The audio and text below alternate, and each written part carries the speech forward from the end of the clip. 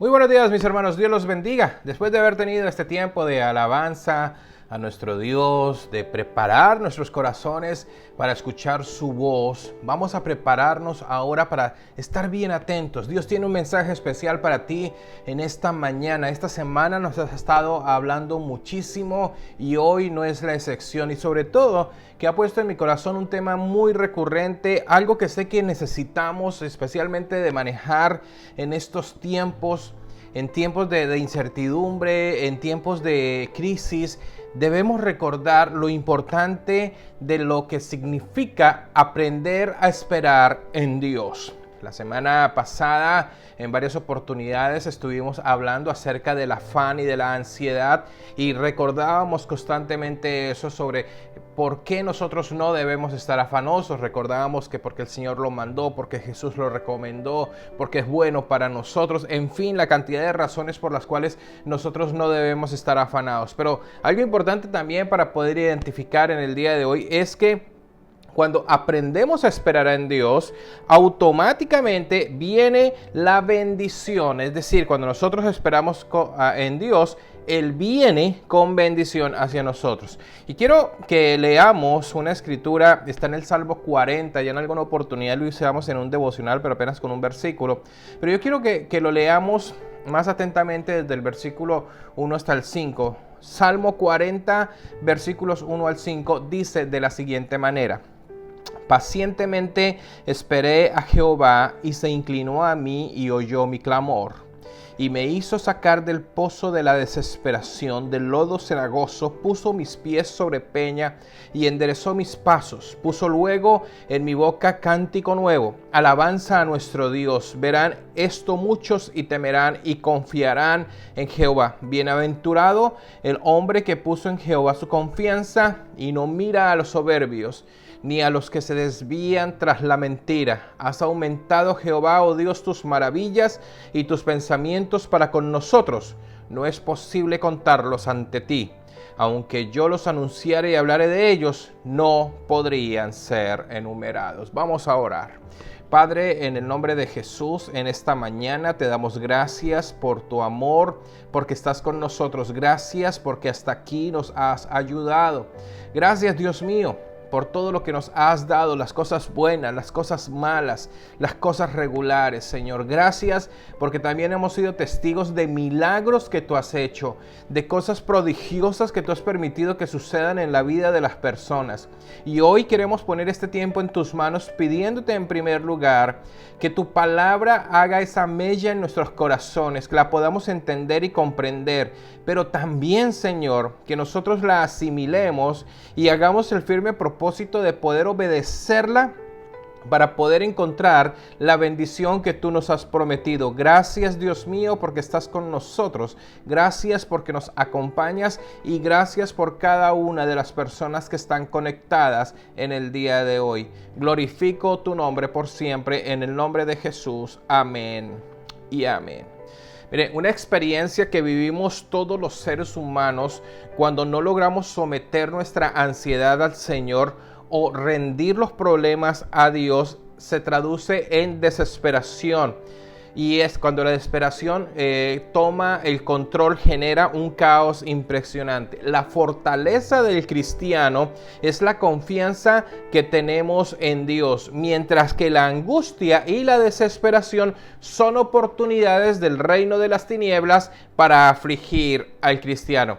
Y nos encontramos con este pasaje, el Salmo 40, un cántico que escribe el rey David, un cántico basado en su propia experiencia, un cántico en el cual él expresa su corazón de agradecimiento, un cántico en el cual él dice, he esperado en ti, y donde nos muestra claramente que él ha recibido bendición de parte de Dios. El primer versículo dice: pacientemente esperé a Jehová y se inclinó a mí y oyó mi clamor. Mire, David esperaba con paciencia a Dios. Cuán difícil para nosotros es aprender de paciencia. Muchas veces lo he dicho ya por este mismo medio. Nosotros vivimos en una generación que todo lo queremos rápido, que todo lo queremos para allá. Yo no sé si usted ha tenido la oportunidad de comprar comida rápida, pero usted espera eso, que sea rápida. Usted se desespera si no está hecha rápidamente, la ponen en su mesa. Hoy, como lo digo muchas veces, estamos viviendo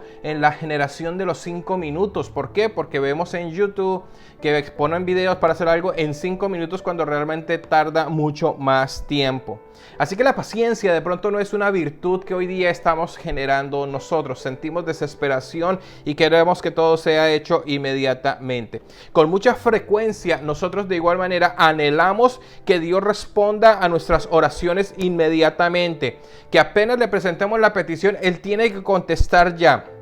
Sin embargo, debemos reconocer que Dios contesta en el momento que Él considera que es lo mejor para nosotros. Y bien lo dice la Escritura, para el socorro en el momento oportuno. David sabía que él debía esperar en el Señor. La Biblia no nos dice exactamente cuánto tuvo que esperar David, pero lo que sí dice es que él esperó en el Señor. Y miren la frase que él utiliza: pacientemente esperé en Jehová. Es decir, él tuvo la tranquilidad de ser paciente, tuvo esa virtud de tenerla en su corazón. David tenía algo muy claro: él confiaba en la respuesta de Dios. ¿Usted sabe por qué nosotros nos desesperamos? ¿Por qué nosotros no somos pacientes? Porque realmente desconfiamos de la respuesta de Dios. Mis hermanos, es algo natural cuando nosotros no confiamos en que algo va a suceder, nos desesperamos. Es algo natural que pasa en nuestra vida. Pero y lo mismo pasa con Dios. Cuando tú realmente no sientes en tu corazón, cuando realmente tú no tienes confianza de que Dios va a responder, es cuando te invade la impaciencia. Y cuando te invade la impaciencia es cuando comienzas a actuar de una manera desaforada y cuando comienzas a tomar malas decisiones. David confiaba exactamente en la respuesta de Dios, y esto implicaba que era mejor para él creer que Dios hará lo mejor para su vida en el tiempo perfecto. ¿Cómo está tu situación hoy día? Sí, es cierto, estamos viviendo momentos muy difíciles, muy duros. Para nadie es un secreto decir que vivimos en tiempo de crisis social, de crisis económica, de crisis de valores. Es cierto, y muchas veces nosotros queremos que las peticiones que le presentamos al Señor sean contestadas en una forma inmediata. Pero recuerde esto: Dios conoce cuál es el momento perfecto, el tiempo perfecto para nosotros. Uno de los versículos que veíamos la semana pasada es que todo tiene su tiempo.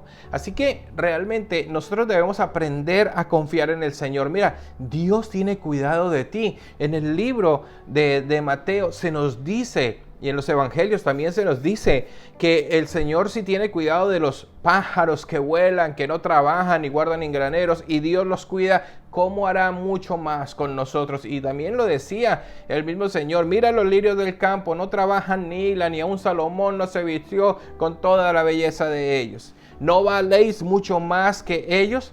Mira, si tú eres un hijo de Dios, si tú has puesto tu confianza en Jesucristo como Señor y Salvador, yo te digo en esta mañana que debes aprender a tener paciencia, a descansar en Él y a tener la confianza de que Él dará la respuesta perfecta para tu necesidad, perfecta para tu caso, perfecta para lo que tú necesitas en el momento exacto y en el momento perfecto. ¿Y qué es lo único que nosotros debemos hacer? Es aprender a esperar paciente y a perseverar. Ahora, ¿cuál es el problema? Que cuando nosotros no somos pacientes, que cuando nosotros no sabemos esperar, que cuando nosotros simplemente desconocemos la autoridad de Dios, porque sí, mis hermanos, cuando usted actúa en sus propias fuerzas, es porque usted está desconociendo la autoridad de Dios, viene algo a inundar nuestro corazón que se llama el afán y la ansiedad. Eso lo veíamos la semana pasada, pero déjeme decirle algo importante: el afán y la ansiedad no son buenos consejeros. Siempre para nosotros lo mejor será confiar en el Señor. No existe otra mejor confianza. Nosotros podemos recordar las palabras que le dijo el profeta Samuel al rey Saúl y dijo, en 7 días volveré y sacrificaré holocausto al Señor. Sí, fue interesante. El profeta Samuel le dice esto a Saúl porque estaba enfrentando una situación de guerra. Él estaba ansioso, él estaba preocupado y Samuel simplemente le dice, mire, tranquilo, no se preocupe, en 7 días yo regreso.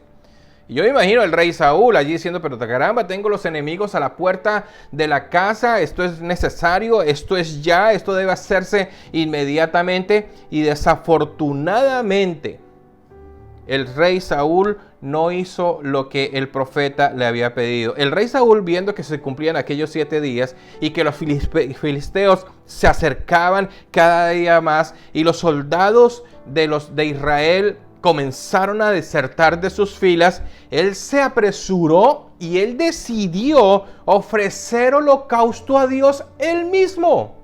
Mire, él estaba usurpando el papel de sacerdote. Solamente el sacerdote podía ofrecer los holocaustos al Señor y él decidió en su desesperación tomar ese papel y venir delante del Señor y ofrecer este holocausto. Y mire, le voy a decir algo para que usted lo entienda.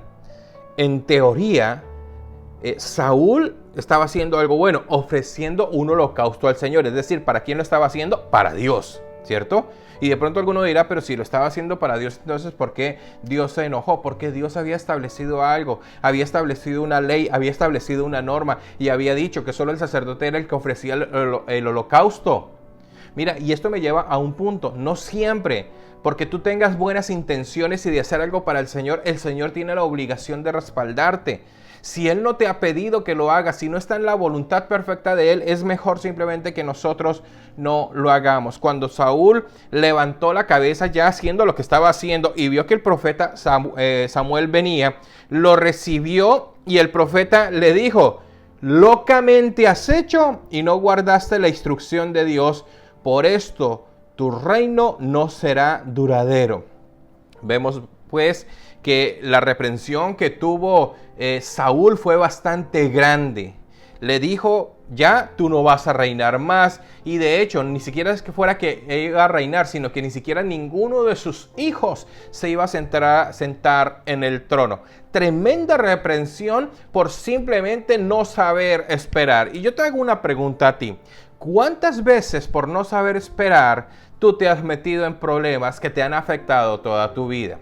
En consejería para jóvenes cuando están en una relación de noviazgo, una de las mayores advertencias, por decirlo de alguna manera, o uno de los consejos que siempre les insistimos, es decirles que tengan muchísimo cuidado con la tentación sexual.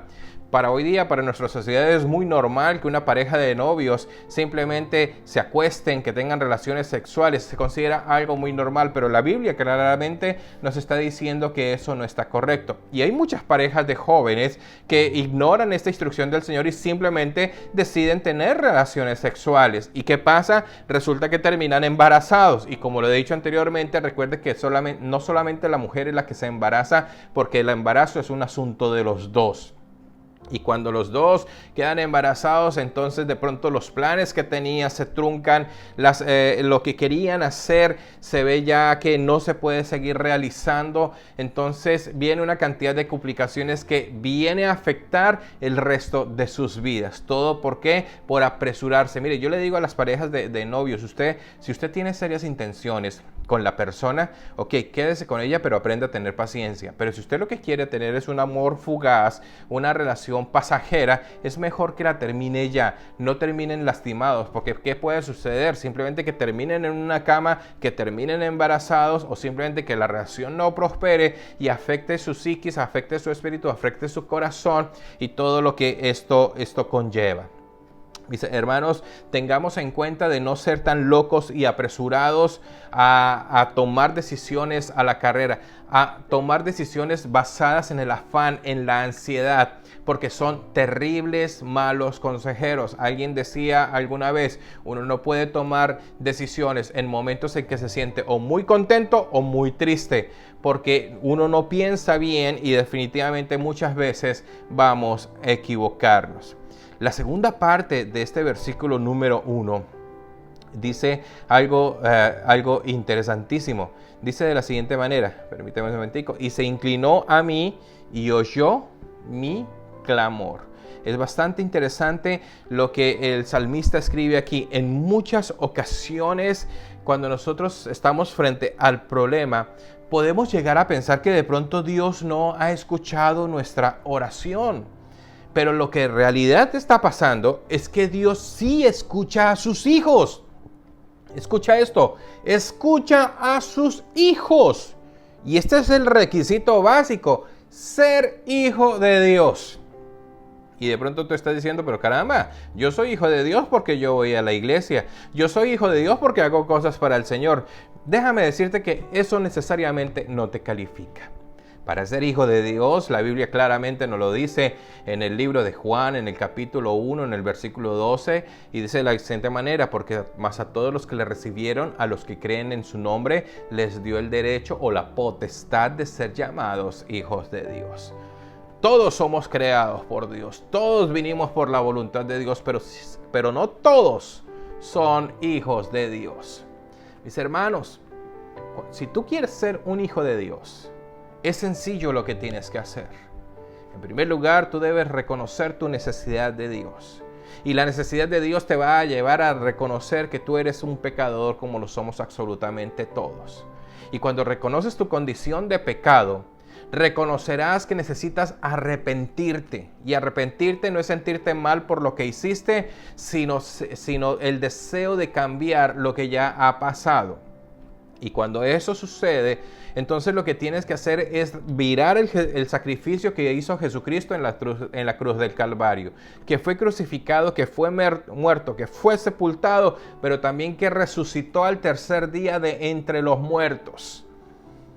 Mis hermanos, cuando tú aceptas el sacrificio de Cristo y cuando tú invitas a Jesucristo y decirle, Señor, hoy yo reconozco que tú moriste por mí, que en la cruz del Calvario fueron puestos todos mis pecados y que moriste por mí y que fuiste sepultado por mí, pero también que con tu resurrección ahora me has dado el regalo de la vida eterna y por eso yo pongo mi confianza en ti como mi Señor y Salvador y te declaro en mi vida.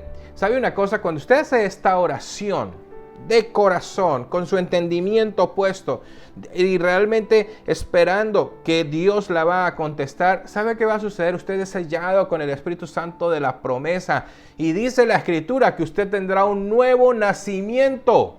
Y el nuevo nacimiento no es como decía Nicodemo, que de pronto tiene que meterse en el vientre de la madre y nacer. ¡No!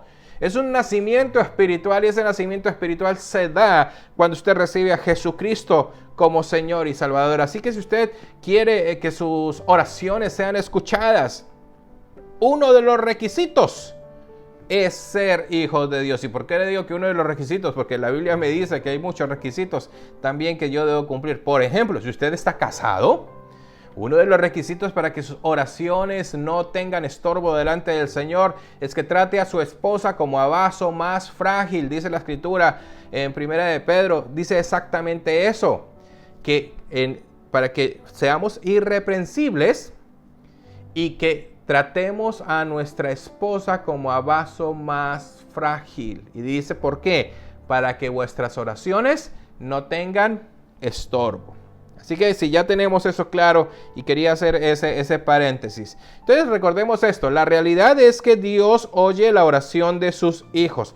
Él está interesado en la situación de cada uno de nosotros. Él no es ajeno al problema que tú estás teniendo en este momento. Él no está ajeno a la enfermedad que tú estás padeciendo. Él no es ajeno al dolor que te produce ver a tus seres queridos postrados en una cama o sufriendo una enfermedad. Él no es ajeno a tu crisis económica. Él no es ajeno a tu crisis matrimonial. Él no es ajeno a que tú estés alejado en este momento de su presencia, que estés prefiriendo ir al mundo como lo hizo el hijo pródigo. Él no es ajeno absolutamente a nada de eso. Él está interesado en la situación que tú estás viviendo hoy día. El Señor no es indiferente y escucha esto, no es insensible a tu clamor. Pero aquí es donde nosotros debemos hacernos una pregunta muy importante relacionada con el pasaje de David.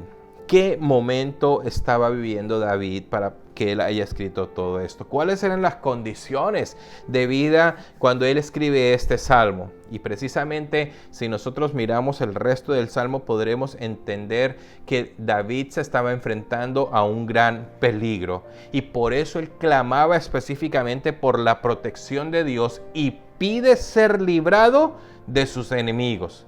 Ahora, ¿cuál era la situación específicamente? El rey Saúl perseguía de una manera feroz y constante a David. Recuerden que el profeta Samuel le había dicho, tú ya no vas a reinar, y el mismo profeta Samuel fue y ungió a David como el nuevo rey. Sin embargo, Saúl seguía en el trono. Y como Saúl no quería soltarlo, simplemente comenzó a perseguir de una manera feroz, de una manera constante. No sabemos exactamente cuánto duró esta persecución, no sabemos cuánto tiempo realmente duró esto. Algunos estudiosos de los tiempos dicen que esta persecución pudo haber durado a más o menos 10 años. ¿Usted se imagina 10 años estar escondido, estar corriendo de aquí para allá, siempre preocupado porque en cualquier momento lo pueden atacar, pueden acabar con su vida? Eso no es vida. Sin embargo, David clamaba al Señor y ojo, él nunca quiso tomar venganza por su propia mano, porque recuerde que la Escritura nos dice también que David estuvo ahí al lado del rey Saúl mientras él dormía y toda la oportunidad por acabar con su vida. Sin embargo, el rey David dijo, no, yo no lo voy a hacer, porque aún a pesar de que él me está persiguiendo, porque él me está atacando, porque él quiere acabarme, yo no voy a tocar al ungido del Señor, porque él lo ha mandado. ¡Qué diferencia! Saúl se desesperó por esperar al profeta Samuel los 7 días e hizo el sacrificio y simplemente sufrió las consecuencias. David tenía la oportunidad de deshacerse de aquel que lo estaba persiguiendo y él sí decidió obedecer la voz de Dios. Mis hermanos, obedecer la voz de Dios, obedecer la palabra de Dios trae sus beneficios, trae su recompensa. Y en esta mañana yo te invito a que tú puedas tener esa confianza. Mire, y algo importantísimo, esos 10 años de persecución, la Biblia nos enseña algo muy importante, que Dios nunca desamparó a David. Ninguna espada enemiga durante todo este tiempo él lo tocó. El Señor lo protegió todos los días porque él escucha el clamor de sus hijos. Tú que me estás en esta mañana, yo no sé cuánto tiempo llega persiguiéndote el afán que tienes, el problema que tienes. Puede que apenas sea de una semana, de pronto puede ser de años. Pero yo quiero que tú pienses en esto. Si tú eres el hijo de Dios, un hijo de Dios, yo te invito a que simplemente mires hacia atrás y date cuenta que en todo este tiempo Dios te ha sostenido, que Dios te ha cuidado. Y en el momento oportuno, Él simplemente dará la solución a lo que tú necesitas. Mire, y David, es normal, 10 años persiguiéndolo y en fin, todo esto, él llegó de pronto en un momento determinado a sentirse desesperado. Pero ¿qué hizo él? Y mire lo que dice la Escritura. Y me hizo sacar del pozo de la desesperación y puso mis pies sobre la peña. Estos fueron más beneficios hacia David. Mientras él pacientemente esperó en Jehová, esperó en Dios, Dios lo libró de la crisis presente que él estaba viviendo. Y él lo describe como un lodo cenagoso. ¿Usted sabe qué es un lodo cenagoso? Es un lodo que de pronto usted camina y se resbala de una, es decir, no puede mantenerse en pie. Dios lo libró de la crisis que él tenía. Y mire, no solamente lo libró de la crisis, lo llevó y lo colocó a un lugar que era mucho más seguro. Y él dice que era como la peña, lo puso sobre la peña. Y algo muy lindo que dice, y enderezó sus pasos. Mis hermanos, la oración que David presentó delante de Dios fue contestada. La oración donde él pedía liberación fue contestada porque él supo esperar, porque él supo obedecer al Señor. Tu oración va a ser contestada también, pero tú tienes que tener en cuenta los requisitos, tienes que tener en cuenta ser hijo de Dios, obedecer la palabra del Señor y saber esperar pacientemente por la voluntad que es perfecta para tu vida. No trates de tomar las decisiones por tu propio criterio, porque muchas veces esas decisiones te van a llevar a situaciones realmente desagradables, tal y como le pasó al rey Saúl. Pero miren lo lindo que dice luego el versículo. Puso luego en mi boca un cántico nuevo, alabanza a nuestro Dios. Mire, ese es otro beneficio que tuvo David y es increíble. Mire, muchas veces cuando nosotros estamos en los tiempos duros, en los tiempos difíciles, lo último que se nos ocurre es: ¿yo qué voy a alabar a Dios? Si estoy viviendo en lo que estoy viviendo, ¿cómo voy a alabar a Dios? Mejor dicho, yo tengo otras cosas más ocupadas, tengo otras cosas más importantes que hacer. Mis hermanos, cuando usted aprende a esperar en Dios, Dios va a tener cuidado de usted, ya se lo he dicho.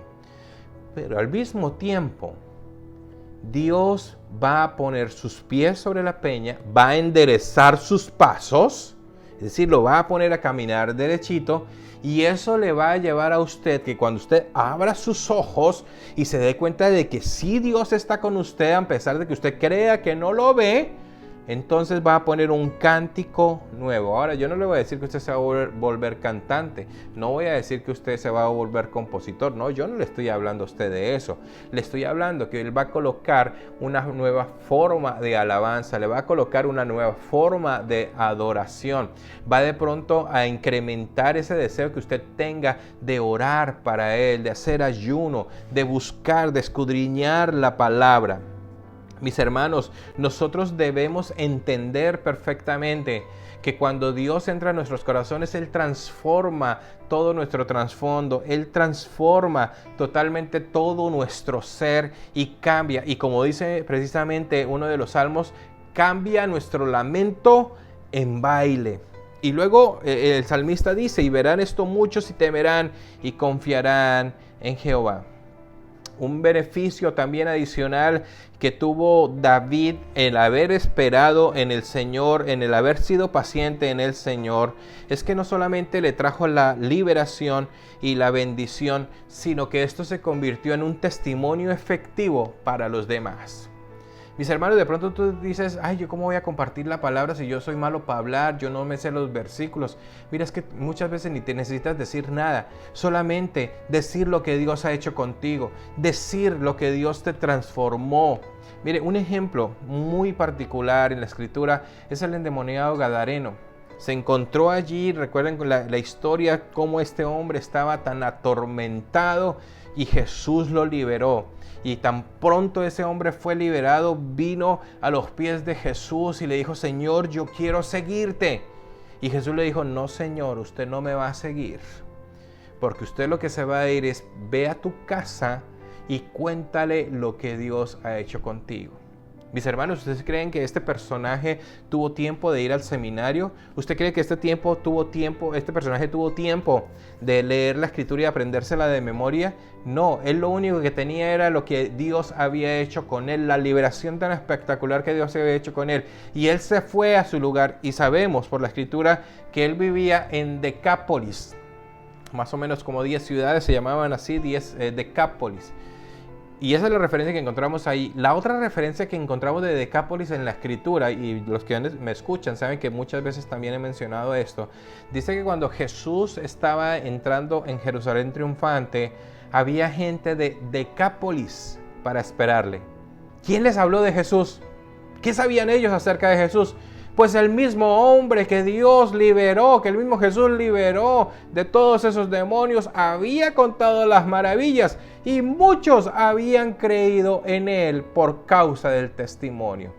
¿Sabes una cosa? Dios te utilizará y utilizará lo que Dios está haciendo en tu vida para que sea testimonio y para que muchos procedan a Jesucristo. Dios te utilizará en gran manera para que otros conozcan y glorifiquen el nombre del Señor, pero también para que otros teman al Señor y confíen en el Señor también. El confiar en el Señor es una evidencia y aún más la esencia de la salvación.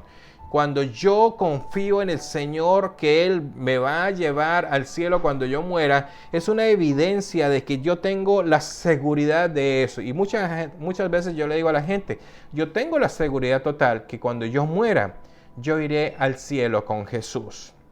Así que el verdadero creyente, el verdaderamente redimido del pecado, es aquel que puede sentir la confianza en su Señor de que cuando parta la presencia de Dios, entrará en su gloria. Y luego el salmista dice, bienaventurado el hombre que puso en Jehová su confianza y no mira a los soberbios ni a los que se desvían tras las mentiras. Interesante esta palabra que está diciendo aquí. Mire, es un pensamiento natural del hombre es preocuparse por lo que le digan los demás. Mucha gente se afana por lo que, ay, ¿qué van a decir? ¿Y qué dirá el otro? ¿Y qué dirá aquí? Ay, ¿qué van a decir mis vecinos?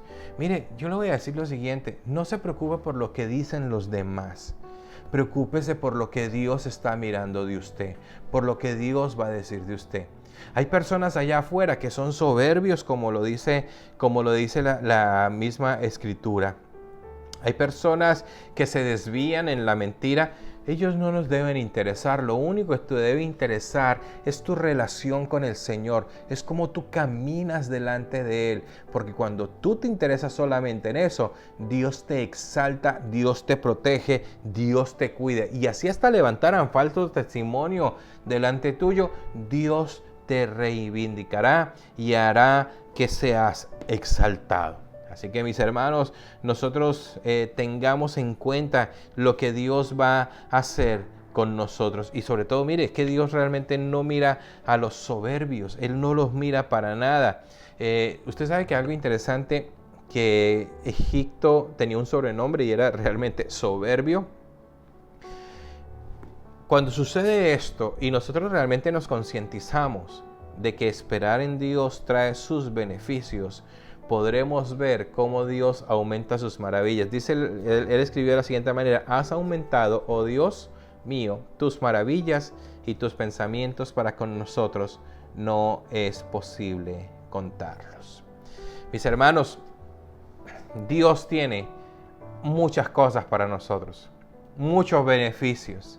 Y como lo dice Él mismo, sus pensamientos para nosotros no es posible contarlos. Y quiero terminar con este versículo. Yo sé los pensamientos que tengo acerca de vosotros, pensamientos de bien y no de mal, para daros el fin que esperáis. Mis hermanos, yo confío en que Dios ha hablado a nuestros corazones en esta mañana. Y confío en que después de escuchar este mensaje, tú vas a aprender a tener paciencia, a esperar en el Señor, confiando en que Él sabe qué es lo mejor para tu vida. Y teniendo la seguridad de que Él te sacará del foso de la desesperación, que te pondrá sobre la peña y que enderezará tus pasos. Así que no vaciles en confiar en el Señor. Vamos a orar. Padre, en esta mañana te damos gracias por tu amor, gracias porque nos has hablado. Y hoy mi oración es por todos aquellos que han escuchado este mensaje. Hoy te ruego, Señor, que el bien y la misericordia nos estén acompañando. Pero más te pido, Dios mío, que mis hermanos puedan poner por obra tu palabra y aprendan a esperar en ti, a descansar en ti, porque cuando lo hagan, verán todas tus maravillas. Hoy ruego por las personas que están enfermas, Señor, rogando tu sanidad, rogando por aquellos que tienen familiares enfermos, sin importar la condición, que tú los sanes en tu voluntad, Señor. Hoy pedimos por las crisis económicas, Señor, que están teniendo muchos hogares. Suple las necesidades que ellos tengan, Señor. Protege, Señor, a los que necesitan protección. Sigue protegiéndonos, Dios mío, creando los anticuerpos, inmunizándonos para el COVID, no solamente para el COVID, sino para cualquier enfermedad, Señor. Gracias en esta mañana y te pido que cuides nuestras familias. Honro y glorifico tu nombre, Señor, en el nombre de Jesús. Amén y amén. Bueno, mis hermanos, para mí ha sido un verdadero gusto poder compartir esta porción de la Escritura con ustedes. Quédense que todavía nos faltan muchas cosas en el servicio. Nos falta dar los anuncios, no los pierda. Por favor, las acciones de gracias que son bien especiales en el día de hoy. Ver el cumpleaños que tenemos también y luego un tiempo de despedida y recordar que Dios está con nosotros. Que Dios los bendiga, mis hermanos.